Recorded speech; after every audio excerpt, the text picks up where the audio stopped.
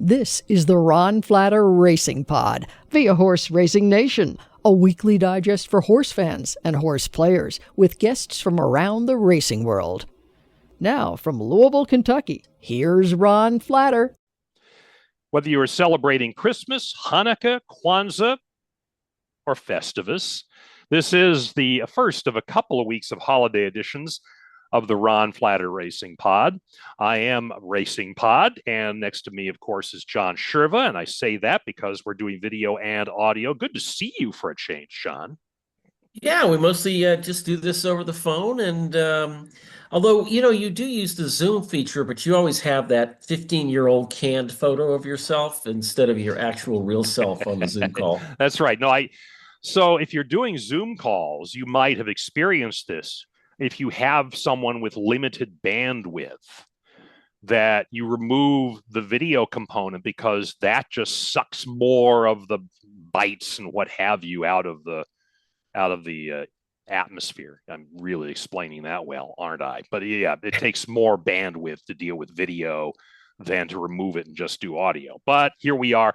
This is a bit of an experiment. We're going to do this week and next week, where we're going to have a video version of the podcast. So if you're listening and wondering to yourself, it's Friday, it's Saturday, it's Sunday, you're listening, where is it? I went on YouTube. I went to the Horse Racing Nation page. It's not there. Well, it's not there because it will post on Monday. Let me turn around, look at the calendar. Monday the 23rd. So if you're checking us out after that, you want to watch this, then you can go there to the Horse Racing Nation page at YouTube and find it there.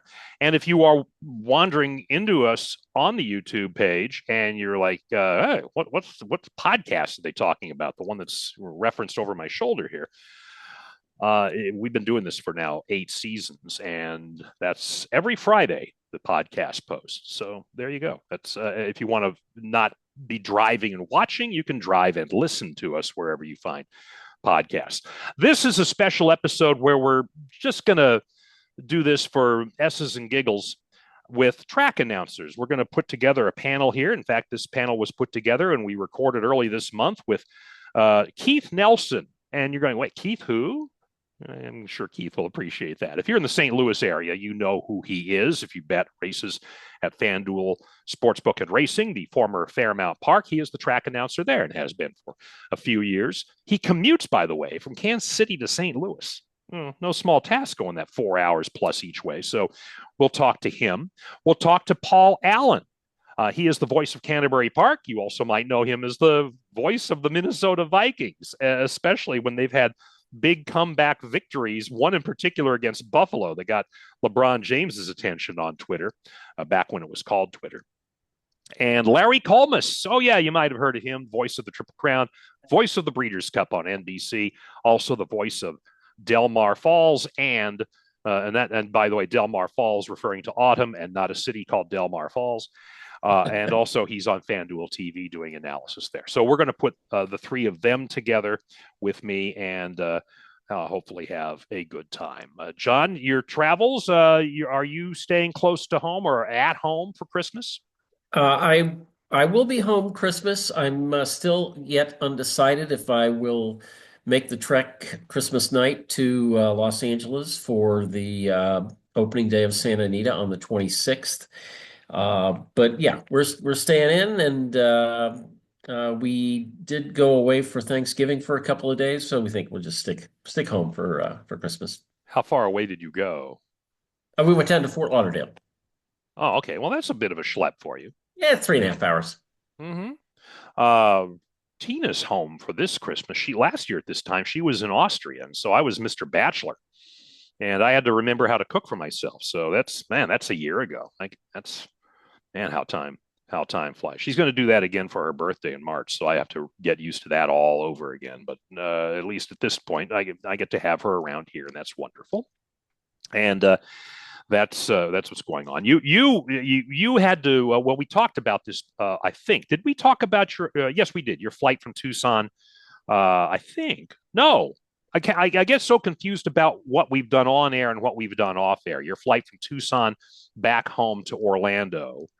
I think we talked about it in advance of the flight, But yeah, you did get back. You had to go through Chicago to get back to Orlando, right? Yeah, I did. Coming out from, we did talk about the fact that Tucson is like Louisville, and you can't fly anywhere Right. there direct. And I went through Denver, and I came back through Chicago, completely uneventful flight. Although the worst part of the flight was when after we left the gate at O'Hare, we basically just sat for 25 minutes Oh, that's the till worst. till a spot could open up that they could get in. But yet we were still early because the much like expiration dates on food, the times that they actually give you for the flights, they build in a lot of extra. Slop time. Slop time. I'm intrigued by stupid airplane announcements. The ones that come on the PA system. Some of them have been entertaining over the years. Was it PSA, the old PSA Airlines? They actually did comedy with the flight attendants. They taught them how to do comedy. And I remember at one time they closed one where they said, we hope you enjoy your flight today on PSA. And if you don't, might we recommend AirCal or something like that. I mean, they did it like that. And it was so funny. And you would say, well, you should really be taking these safety announcements seriously. But once you got the hang of the fact that they were doing comedy, you actually paid attention. And within the comedy was the message. And you probably got more out of it listening to the comedy than you did to the straight boilerplate legalese that they end up spewing for us. That's gotten longer and longer and longer with each flight. I will say this, though. John, are you sick of now? This is happening more and more. The credit card pitches that are going on airlines, that they make the announcement. And maybe you're trying to nod off, you're trying to do something for yourself. Hopefully you have your earbuds into your own personal viewing device and you don't have to hear any of this nonsense. But they'll sit there and tell you that, this is happening, we're flying over this, and then they're making a credit card pitch. And then at the end of the flight, they're coming down the aisle with these damn forms to the credit card pitches. I mean, and people take these things, and I'm like, who in the world is taking these things? You would never do that, would you? No, but I actually do have an airline credit card, but I didn't get it on a plane. I just feel bad for the flight attendants because that they really don't want to be. Right. They don't want to be Oh, doing yeah. that. I mean, and you know what? It's not like they're stopping, showing the pamphlet to different people. They're just booking it down the aisle so that part of their job is done. And but the one announcement you really don't like when you're on a plane is there anyone on board with medical training? Oh, yeah. I've probably been on a dozen planes where that's happened, and only one that ever actually had to make an emergency landing. And this was a flight from Orlando to Los Angeles, and Lynn, my wife, was with me, and we were over Texas, and there was a very serious medical emergency, and the plane had to make a landing in Midland, Texas, the home of George W. Bush. Mm-hmm. And right next door, Twin City, Odessa. yeah. And because the flight was only half over, the flight was pretty heavy. The plane was pretty heavy, and the weight of the plane actually broke or damaged the landing gear, and the plane was stuck there for. Oh, God. That was like it's 8 o'clock at night. It didn't leave till 4 the next day. But being a veteran traveler, I as soon as the flight landed, I called and got another flight. But that's the announcement that you really don't like. No, you don't want to hear that. Although if you got there on a Friday night, you get a little mojo magic, right? Here's another announcement I have come to loathe recently. So you're asleep on the plane, and all of a sudden you're awakened by a flight attendant saying, ladies and gentlemen, because of the hour we're flying, we're trying to keep the airplane quiet. Please plug in earbuds if you're playing a personal device to yourself. Well, thank you for that. You just woke up everyone on the plane who wasn't already awake. So you have that. You're telling us that we should be quiet, but you wouldn't be quiet in order to keep us quiet. There's that. But my favorite airplane announcement, John, you hear this at the end of every flight. Every flight. As you're waiting to get off the plane, And you can't, everybody's scrambling into the aisle and trying to get to the overhead bins, trying to, get themselves stuffed forward. And it still takes however long it takes to get off the damn plane. You hear this. If you need a wheelchair, please stay seated. Well, if you need a wheelchair, no doubt I'm going to obey that command. You know what I'm saying? That is very true. How about it when your flight is maybe a little late and they make the announcement, there are several passengers on this flight who have a connection that is very close. If everyone could stay seated until they could get off the plane, well, I'm still waiting for my first time for everyone to stay seated while they get off the plane. I actually had a cooperative flight once. Oh. I don't know why it was. Maybe it was a group of, it was a group of religious leaders or something like that. I don't know, but it certainly wasn't lawyers. We know that. All right. Enough of flying. Let's see if we can, as Tom Snyder used to say, make the pictures go through the air and the audio, because we're going to come up with Larry Collmus, Paul Allen, and Keith Nelson. I will tell you that in this early recording, or this recording from early in December, and you'll find out early in the recording, Keith, at his home in Kansas City, had some Wi-Fi issues, and they persisted through the entire conversation. So please forgive that. We'll find out how much editing I was able to do around that to get the chaff out from what we hope is the wheat that you're left with, as we just decide to chop it up with some racetrack announcers with whom you are familiar or maybe not so familiar. You'll get to know them a little bit here coming up in this special holiday episode. You have heard me say before that any time is a good time to think about ways to save money when you are making bets. Return on investment actually starts with how you formulate your wagers and, frankly, the tools you use. And to that end, let me recommend a pro membership from Horse Racing Nation. It's one package that includes 7 important reports, all in one bundle. Horses to single, the jockey report, the shipper report, post-position bias. Those names speak for themselves. So how about sire moves? They cover surface and distance changes. The pace report covers the hottest and slowest each day. And first-timer insights look at sires and trainers who are good bets for new starters. All of that in Horse Racing Nation's Pro membership.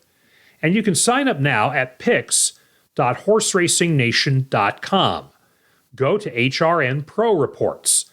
Click that, and you'll see HRN Pro membership, which is exactly what we're talking about right now. It's your link to get all 7 of these reports for just $59.99 a month. $59.99.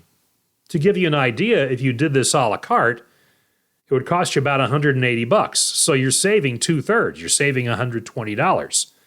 That's an ROI win even before you make your first bet.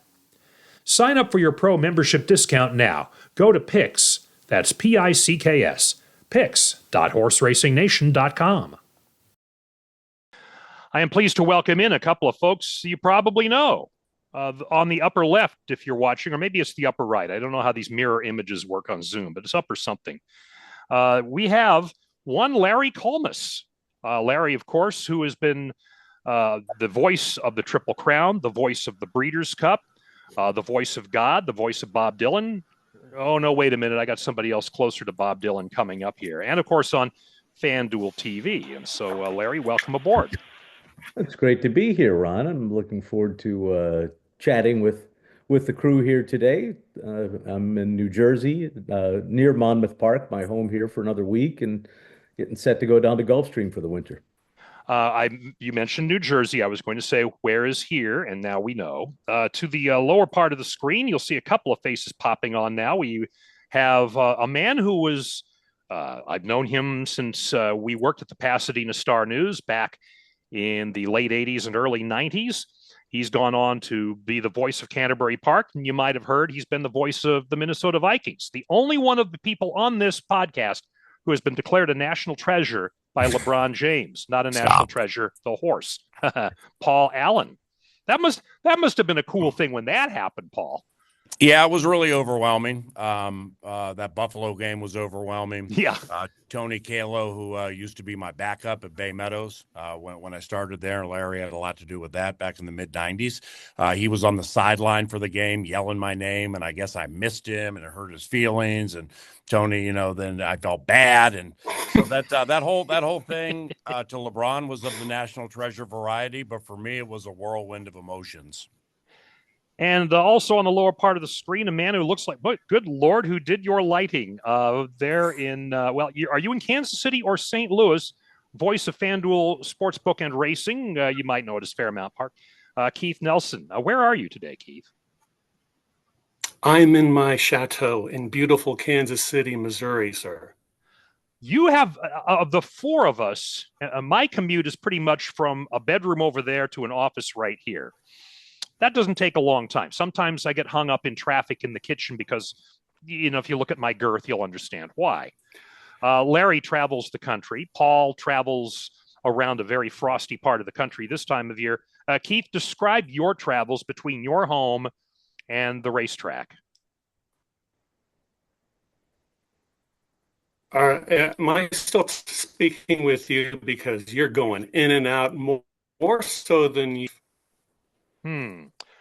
Keith apparently on that commute even as we speak. Yeah, it's a yeah. You know what? I'm kind of with Kansas City guy Keith here from the chilly cornfields of Eagan, Minnesota, the practice facility home of your Minnesota Vikings. In that there is some garble here that is reminiscent of that sham known as the Jake Paul and Mike Tyson fight. That happened for a little bit. We were garbled there for a minute, boys. A little garble. Oh, goodness. All right. Well, I'm showing all sorts of 4 bars and all that. We'll see how this comes out. Listen, if it's posting, it came out fine on this end, and no adjustment of your set. I've heard that before. That's right. Larry, I want to ask each of you, where is the weirdest place that you've ever called a race from or called a sports event from? Because I know we're not all just necessarily isolated to racing, but has there been a challenging position from which you've had to call an event? Well, I guess on Kentucky Downs would be the answer to that one. I mean, you're pretty much on a ledge on the second floor of a tower. So with sight lines that couldn't possibly be worse, but it's fun. So we have a good time with it. Other than that, I remember once calling a race at Marlboro in Maryland, and I was on the apron for that. So that's a long time ago. I was like 18 at the time, so I didn't really care where I was. The War Admiral Seabiscuit race, the Pimlico Special. Clem McCarthy. I missed that one. I wasn't there that day. No, you weren't there that day. No, and I just barely missed it. I missed my flight. Clem McCarthy calling it on NBC radio. He had to call it from the rail because he wanted to be downstairs to interview connections. Then he was going to hustle back up to the booth, but the crowd was so big on a Tuesday that he couldn't get up there. So he had to call the race from the rail. And if you ever watch the film of it and sync it up with what he's saying, he doesn't see a thing on the backstretch. He's just guessing. And they happen to be close together. That sounds like Kentucky Downs every day. But the other thing I did remember is calling the 2020 Belmont Stakes, which was the first jewel of the Triple Crown during COVID. Calling that from an empty grandstand. I was in the grandstand and there was nobody else in there. I remember when they played New York, and it was blaring through the building, and I was the only one I could see. There was no one around me. You were singing too, weren't you, Larry? Yes. Okay, Paul, weirdest place? Well, I've only called races at 3 tracks. So Bay Meadows Racecourse, may God rest its soul, Golden Gate Fields likewise, and Canterbury Park in Shakopee, Minnesota. But, when Larry mentions that about Kentucky Downs, because Larry and I stay in touch a few times during the year. He'll come on my K-Fan radio show before certain races here in the Twin Cities, and I follow him on Twitter. So I remember the picture that he put out from Kentucky Downs on social media, and so I can completely understand that, even though I've never been there. Now, for me, I moved to Minnesota full-time in 98. So the last year I called at Bay Meadows Racecourse was 98. And like Larry and many others, I spent 5 years basically going from Bay Meadows Racecourse to Grand Island, Nebraska, at Fairmount Park, filling in for Chris Katulak, before he went to Louisiana Downs, I believe, in Bossier City. And then I'd come to Shakopee. But during that time, I landed full-time in Minnesota in 98. And in 2000, I had an opportunity to call Minnesota Vikings games for a new website called Vikings.com.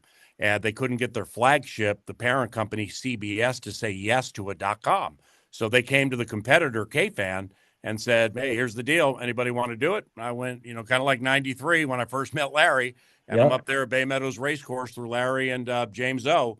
And Jack Liebau. I'm like, yep, I'll do it. So that leads to the strangest place, because I called maybe 6 games off TV, didn't get a chance to go to all the road games, but we got a chance to go to the Silver Dome in Pontiac, Michigan in 2000. And they set us up in a corner suite. And but there was no way to get, we didn't have parabolic microphones. It was really an archaic setup. But the Vikings were getting what they wanted, and I was getting experience.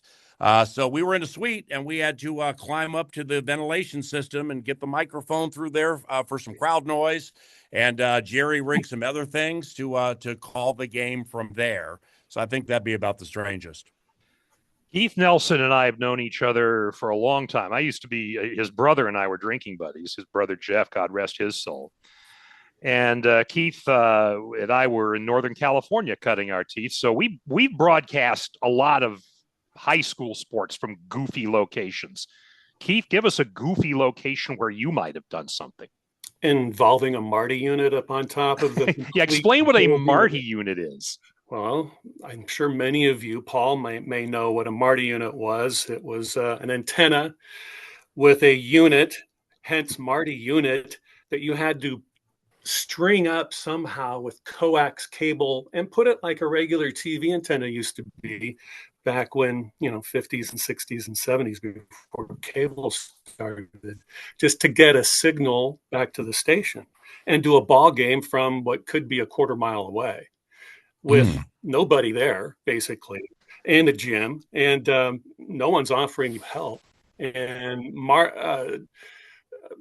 Paul, I'll get back to you in a second, as you called a couple of my horses at Bay Meadows to wins. This will be a great story. But a Marty unit is just so difficult. You're making what? $20 each game, $30 each game. That's high end.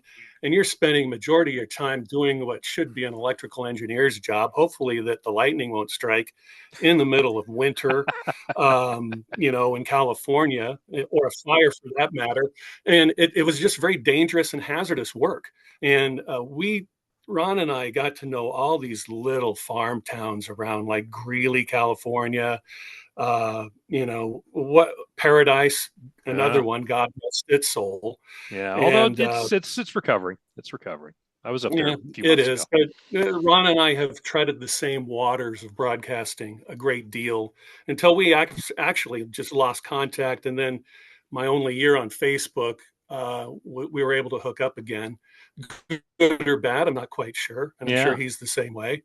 No, it's great to be with you again, and it's great to be on the same dais as you guys are as well. Yeah, no, I mean, listen, I got a little worried when you were talking about stringing units, and I thought maybe we should just move on from there, but thankfully you were talking about something I had long forgotten about.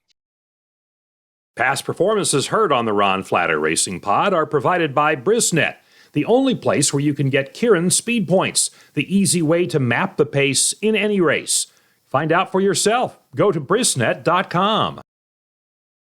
Paul, you brought up something, and I want to ask all three of you about this. We're coming up on 5 years since Rudy Gobert licked a microphone and Adam Silver declared an end to all sports as we knew them. But horse racing kept going. However, we were limited on where we could be. Let me start with you, Paul. You mentioned the experience of broadcasting from a weird location within the stadium, but what about for you, either with the Vikings or horse races, in calling from a remote location where you were just relying on a TV screen. Yeah, with football first, like many, I hated executing this type of toil with no fans involved, specifically for home games. U.S. Bank Stadium, with the 60 some odd thousand, it's relatively new, 2016. It's beautiful, it's loud, Great. and not having fans there, like when Aaron Rodgers was there, basically calling out what the Vikings defense was. I mean, you need the crowd on your side when you go against Aaron Rodgers. And from that first game when the team got killed through the season, it was super unenjoyable. Now, not traveling with the team and calling games off TV from US Bank Stadium, well, that got a little too comfortable. So, like, we'd have a big screen with an all 22 end zone angle. So think the quarter pole or the 7/8 pole angle in inquiries and stuff like that, maybe 3/8 pole. And then we would have the regular TV copy. Well, that got too comfortable because at that stage, I had probably called 19 years of Vikings football, and I wasn't on the bus with all my guys and everything after these tough losses or cool wins, and I was like home mowing my lawn, listening to Vikings Fan Line, and I was like, this is comfortable, but it's not how the job's supposed to be done. From a racetrack standpoint, it was serendipitous for us at Canterbury in that we went to a Monday through Thursday schedule, and it wasn't Fairmount Park big. With the $5, $6, $7, $8 million a day in handle because nobody had anything to do. But what happened to us is people who otherwise, whales and big players who, like if we start at 1:00 Central on a Saturday or Sunday, I mean, I like our product. I think we put out a good television product, especially.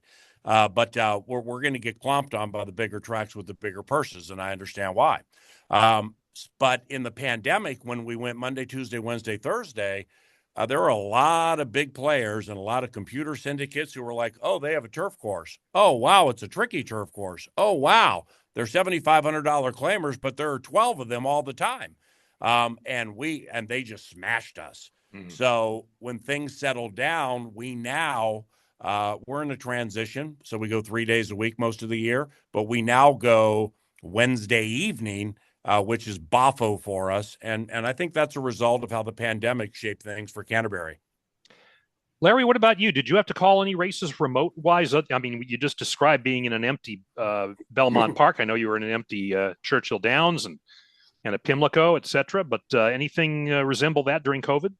Not during COVID. I did once call a steeplechase meet in Virginia from this seat right here in New Jersey. Wow. But it was not because of COVID, but they just wanted me to call it, and I couldn't go there. They're like, "Can you do it?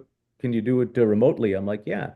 So one thing I remember about it was a 3-mile race with 4 horses in it, and 2 of them left the course after the 4th jump. So the other 2 were remaining in the race. And I remember one of the riders, one of the jockeys, like turning to the other and just said, "Come on, catch up, and so we can go over these fences together." And so the one actually blew the other one's doors off down the stretch. But wow, it was a unique situation for sure. That was a few years ago. Was it difficult? Larry and Keith, from a racetrack announcing standpoint, like when a field goes down to 4, 5, or 6 or whatever, people will be like, "Oh, that just made your job easier, right?"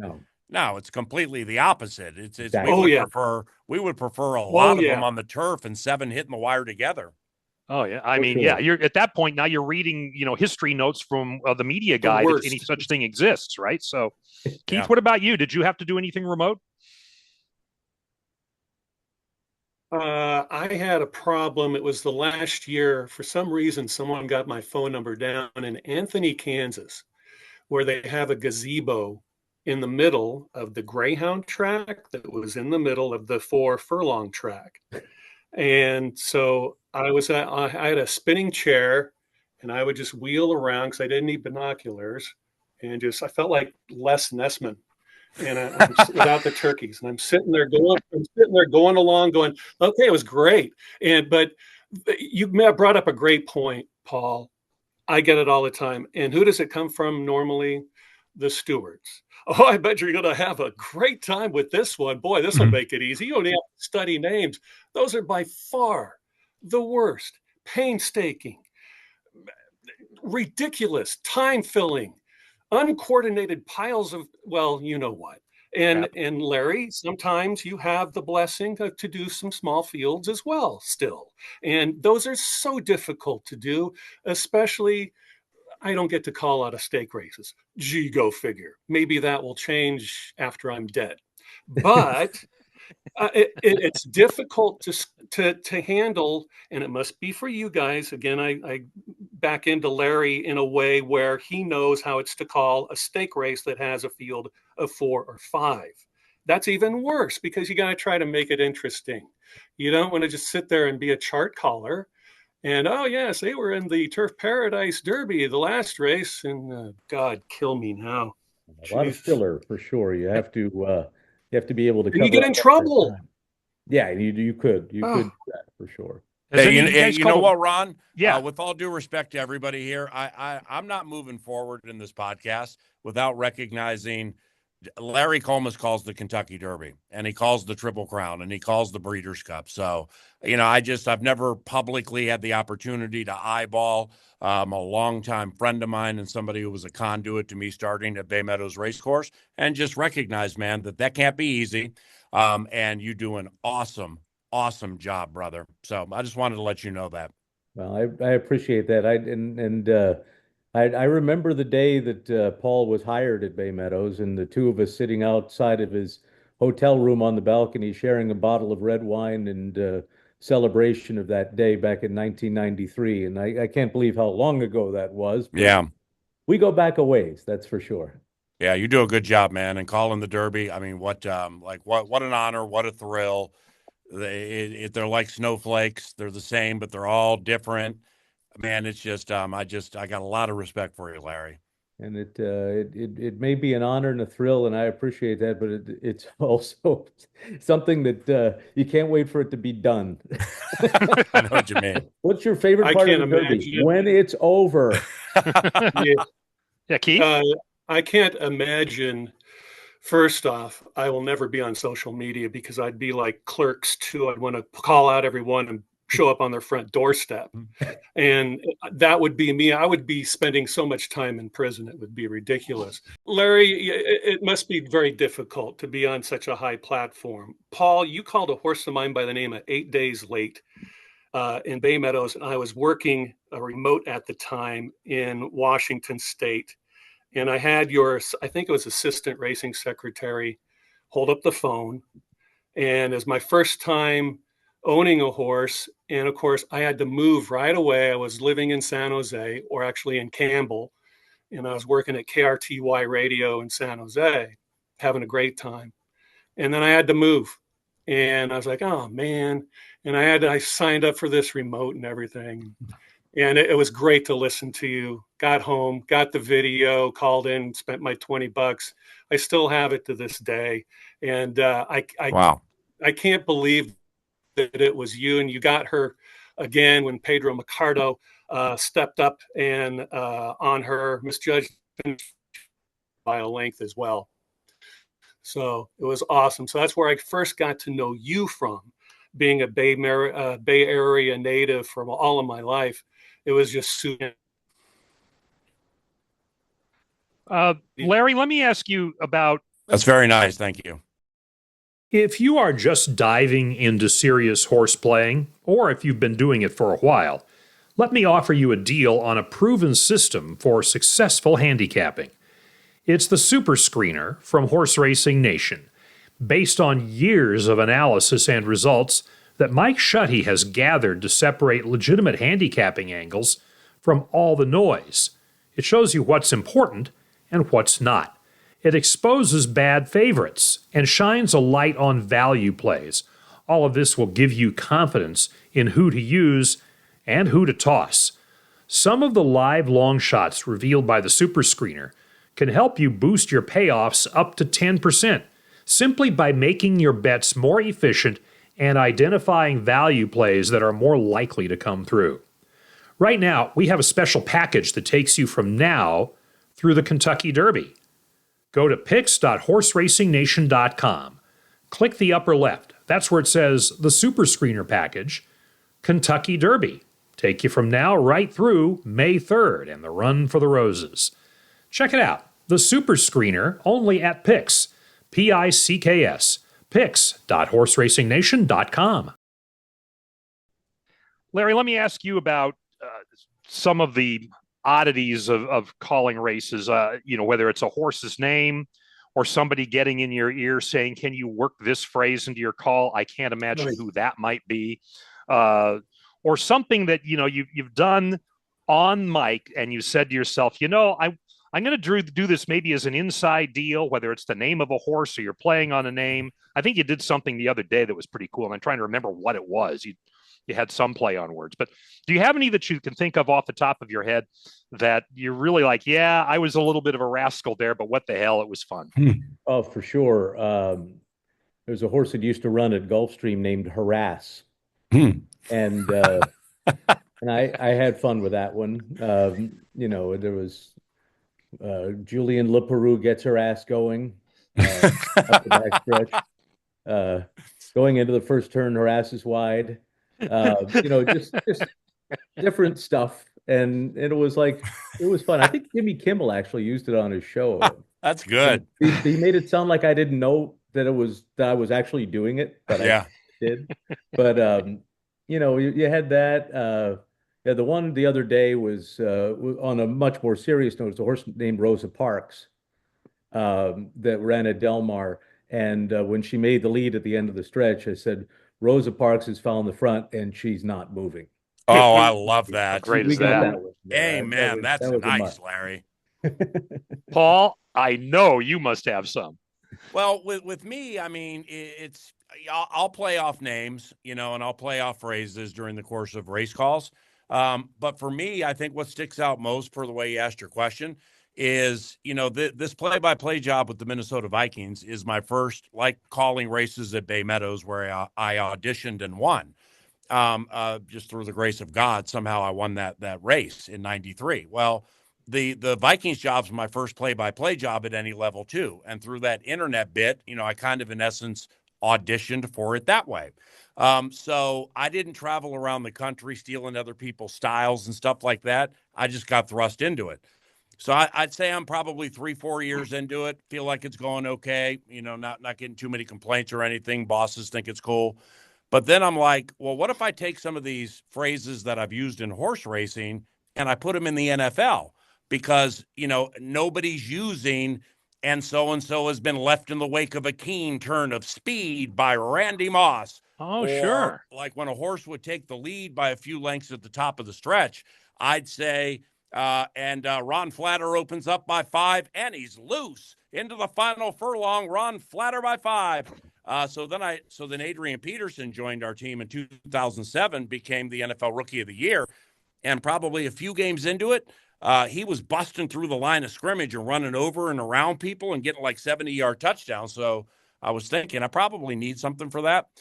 So what I did is I just got more guttural on it from a racetrack call. And, Adrian cuts to the left side across the 20, gets to the 25, runs by the safety, and he's loose inside the 50 to the 40. Touchdown, Vikings. So I think from the way you framed that question up, there are a lot of quirky things with me. God gave me the quirky gene, I guess. But taking a few racetrack-related calls I and we kind of would know, and putting them in the NFL, let's put it this way. When I hear Chris Myers on Fox call a football game, and Chris and I know each other quite well, when I hear him say Kyron Williams for the LA Rams, Kyron Williams, 40, and he's loose, touchdown Rams, I know Chris borrowed that from me out of flattery. Or out of reverence. And I just think it's really, really cool that I've done it that long, that starts in racetrack announcing, goes to the NFL, big time Fox guy takes it, bam, horse racing validated. That's great. You have an all-time favorite race call with like all these races, big races you've called? Oh, I mean, American Pharoah winning the Triple Crown is That's awesome. Unbeatable. Yeah. History made. So, I mean, can't beat that. I mean, obviously I've been lucky. I've been calling so many good races over the years, but that's history from at a different level. So Uncle Ron, can I ask one more question? Of course. Larry, outside of yourself, do you have a favorite race call that you've heard all time? I can't do mine word for word, but I have a submission when you're done. Yeah, I would say it was, and part of the reason, well, one, the call was brilliant, and two, he was one of my favorite horses. It would have been Durkin calling Holy Bull's Oh, Travers. oh wow. Um, Mike Smith motionless. it was when there was cause for concern, when concern made his big move, and he used that line, which was, obviously, where the heck do you come up with cause for concern? But then at the very end, Holy Bull, as game as a racehorse can be, what a hero. And that's how he ended Wow. the call with what a hero. And it was like, oh. Yeah. And the other one really fast was just because another impossible thing to come up with Durkin again. When Victory Gallop beat Real Quiet in the Belmont, a picture is worth 1,000 words. This one's worth $5 million. Oh yeah. $5 million bonus. Amen to that. Come on. Well, I guess if I were to be a limb on a racetrack announcing tree, it probably would be more the Trevor Denman tree. Writing for the Pasadena Star News with Ron, San Gabriel Valley Tribune and stuff, and getting to know Trevor and Trevor, helping me in the early stages even get a chance up at Bay Meadows in '93. However, we're going to hit the Durkin trifecta here with mine, and it involves Cigar. And Cigar always was deeply rooted with me because my first day calling races at the San Mateo Fair, at the Bay Meadows Fair, Cigar lost with Julie Crone on the turf in the Ascot to Slew of Damascus, ridden by Tom Chapman.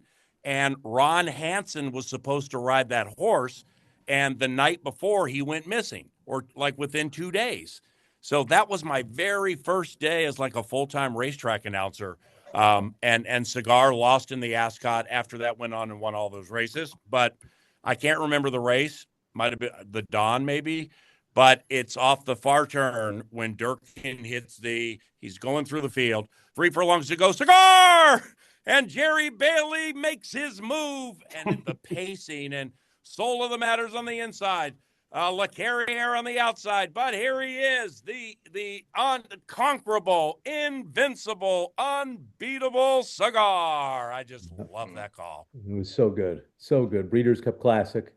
Is that what it was? Yeah, that was the Breeders' Cup Classic. And you know how it is. You're whipping through a field, but something big's happening, like a Rossi or whatever, and you just stop and like blah, blah, blah. 3 furlongs to go, Cigar! Oh, yes, never, ever will forget it.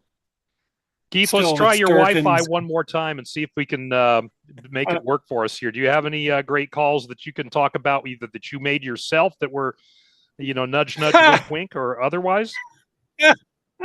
No, and no. And my favorite all time. I've still only called 4,000 races. I've called more Greyhound races than I have. There we go. Nice. Races. Wow. And it's still 9/11 Breeders' Cup wins it for America. Yeah. Wow. Tis now. Yeah. That by far, because of the time and everything. I'm sorry, I'm freaking here. Was that Larry? Did you do that, Larry? No, that's Durkin.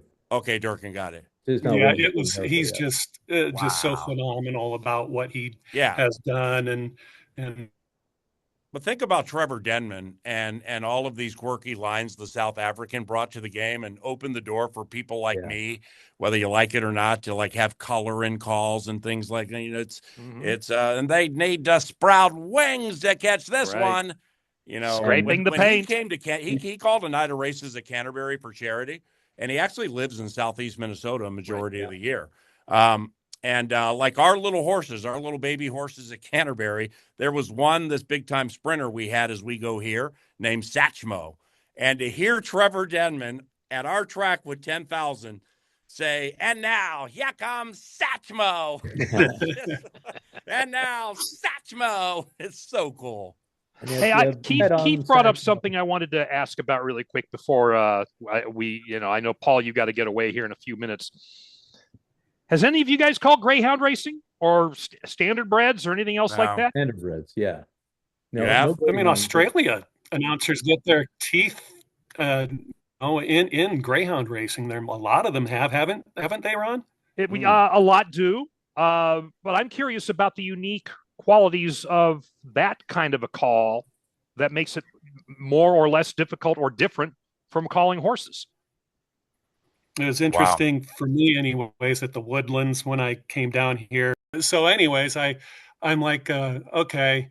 So I went during the fall meet. I'd go, do our 10 races at the horse track, and then go to the other side of the parking lot and go do 13 or 14 greyhound races. And it was interesting. They wanted me to call numbers at first, but I called them by name, and they took a while for them to get used to that. And, but it is what it is there now. It's not even a fulfillment center for Amazon anymore. So.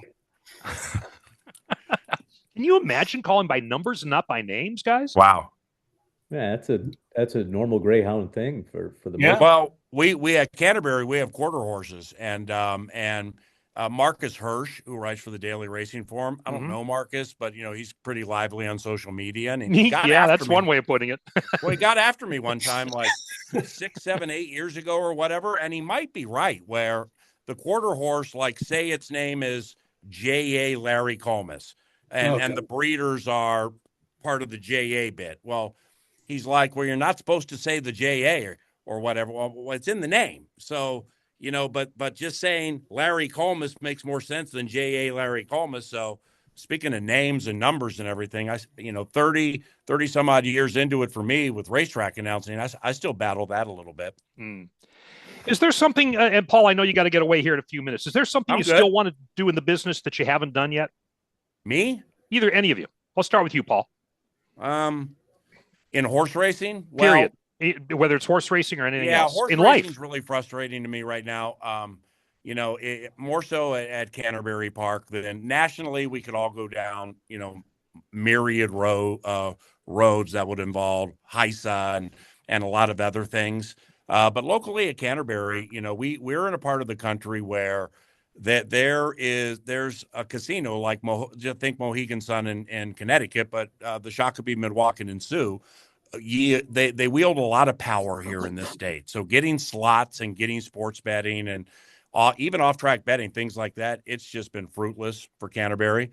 So therefore, we've cut back to 3 days. Our purses have gone down a little bit. So I'm just really hoping things work out well here for this racetrack in the immediate future. I can't see myself ever calling races at another track. We grow attendance every single year. It's a different state, a different type of vibe. Two Phils won the Canterbury Juvenile a couple years ago, ran in the Kentucky Derby. That's antithetical to a lot of horses and races we have here. But you know what? We get a lot of general managers and marketing people from racetracks around the country who fly in, including Mike Ziegler. Larry Collmus knows him. He was a former co-worker of ours at Bay Meadows, and he runs Churchill Downs now. And Ziggy and I are still close. And they're like, how do you guys always grow your attendance and grow your food and beverage and things like that? Minnesota's different. They're going to spread out a blanket, bring $40 to bet, show, eat and drink, and leave before the late double. But it works for us and it works for me. So, but it's frustrating right now. We just can't get over the hump with ancillary gaming and stuff like that to kind of help us sustain. It smells like California. Amen, brother. Yeah. Larry, what about you? I mean, you and I have talked about this. You had the idea at one point. How great would it have been if you had been able to call track and field on Olympic coverage on NBC? I mean, which I thought was a great idea. Is there anything along those lines that you want to do? Yeah, I mean that would be fun. I'm always thinking about what's out there. That obviously I've been super fortunate, to be able to have called what I've called in the horse racing business, and I can't imagine there's too much else out there that is still something I'd really want to do. Maybe Royal Ascot, something like that. Oh yeah, it's not the big field. 38 in a row. Yes. I would say another sport would be fun, just to get an opportunity and something maybe get lucky and get part of the Olympic broadcast or something with NBC. It hasn't happened yet, but you can't give up, right? No, You're in the family, still a man. You took the 58-year-old first kid. step. You're in the NBC family. Yeah, you're just a kid. Yeah. And by the way, the Yeah. Wolverhampton handicap, you might get a scratch and it'll be down to 39, right? So, And by the way, if they elevate you for some kind of boxing work at the Olympics, remind them there's a PA in Peacock. There you go. Keith, anything that that is on your horizon that you would like to be there? Pairs figure skating. There you go. No, actually, I've called hockey for the Lincoln Stars in USHL Junior A League. Got to call some NHL guys and everything. And hockey's such a great sport to announce. I love it. I would always love to get back into it. Only called about 25 games in 2 years, but it was a great deal of fun. I love it. Paul, you and I with the crowds, man. My friend Paige Yeager from the Vikings Entertainment Network. She's hello. Now, is this Head your Coach cue Kevin that you O'Connell's got to? press conference is beginning shortly. Okay, so you got to tap out. Be there. So you and yours, his and hers. Say bye, Paige. Bye. Bye, Bye, Paige. Paige. We can all say bye, Paige. All right, Paul, you can go ahead and tap out. And thanks. I love you Merry guys. Christmas. Let's do this more often, okay? Merry Christmas and happy holidays and all that good stuff. Love sharing stories. Respect for all of you. Great catching up with you, Ron, from back in the Pasadena Star News days. Larry, Keith, God bless you guys. Have a great holiday season. All right. Thanks for popping on, Paul. Keith, go ahead and pick up with the hockey. Yeah, hockey was great. It was very similar to horse racing, except you only have to, memorize 20 names. God knows that some of those names are Eastern European, and that can take some phonetics. But your job is to go into both locker rooms and find out the proper pronunciations as best as you can for all the names. Like when you try to call anyone who has the proper pronunciations for a first-time starter or something like that. Okay. Larry, what about you in terms of stuff you have called? I mean, did you do any other sports back in your early days? No. I've always been a racing guy. Started out, on the Maryland circuit as the backup announcer back in 1985, and from there just kind of went to a bunch of places. Birmingham, Alabama was my first full-time gig, and that was a blast. You could still see that on YouTube. The 1987 Alabama Derby won by Lost Code. I was 20 years old at the time and sounded like I was 12. So that was a good start. And then some time out in California, and then all over the country, and all of a sudden I'm back out in California again, part of the year. Did you see the report? I don't know how long ago it was, and we recorded this back in early December, that they're talking about maybe resurrecting Birmingham. Did you see this? Yeah, I did see something about that, and that would be very interesting. I love Birmingham. We had a blast down there, and one of the coolest things about Birmingham was that all the people that worked there with me at the track, nobody was from there.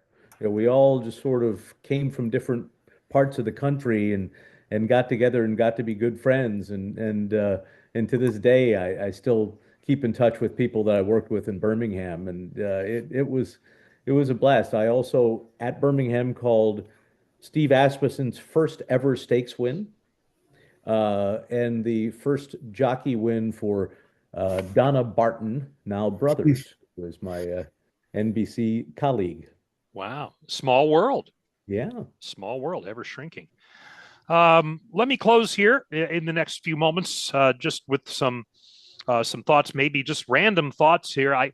Larry, I will say this. Larry is someone that if you drop any line from the movie Airplane, he will identify it and respond to it in kind, either with the following line or something else from the movie in a non sequitur sense. So, Larry, if I were to say something like, there's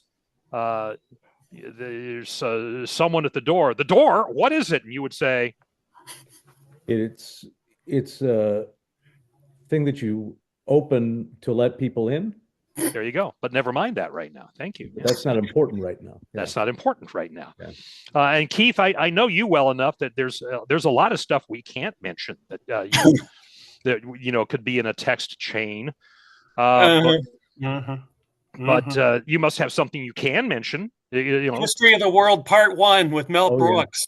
Yeah, that's the movie that I would be on the deserted island with a VCR. It would be History of the World. that would be it. Yeah, that would be it. I'm a Mel Brooks fan. Love it. Love all of his movies. But that's me. You know, one thing that happened, I mean, your racetrack, FanDuel Sportsbook and Casino, was recently acquired by new owners, and you could have done a song with it.